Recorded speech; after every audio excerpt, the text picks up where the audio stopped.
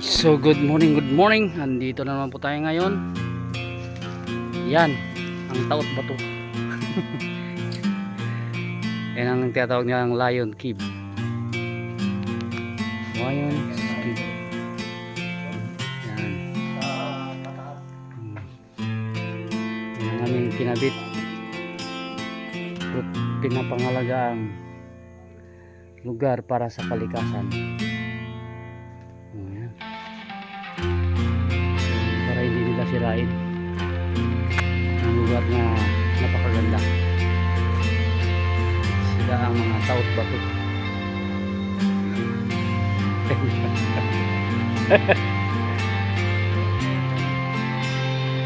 So akyat. Akyat tayo sa ating lugar. So yan ang area na ito yung area ng security area. Ito kasi nandiyan yan. Ito yung lion, head of a lion cave.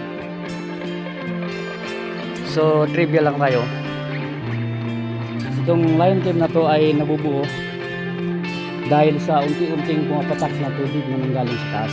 Yan. Na tinatawag na stalactite from the ceiling. So pag bumagsak sa dito, ang tawag ay stalagmite from the ground. So kapag yan po ay nag-meet na, kagaya nito, ang tinatawag na columns.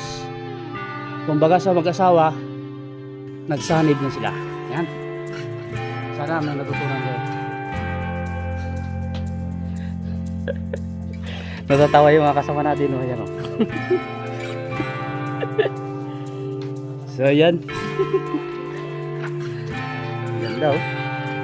Wow, nature na nature, pare. Wow, taas. Okay.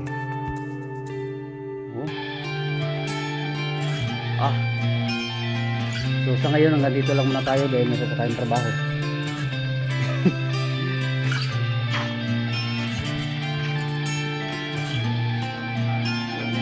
Ganda.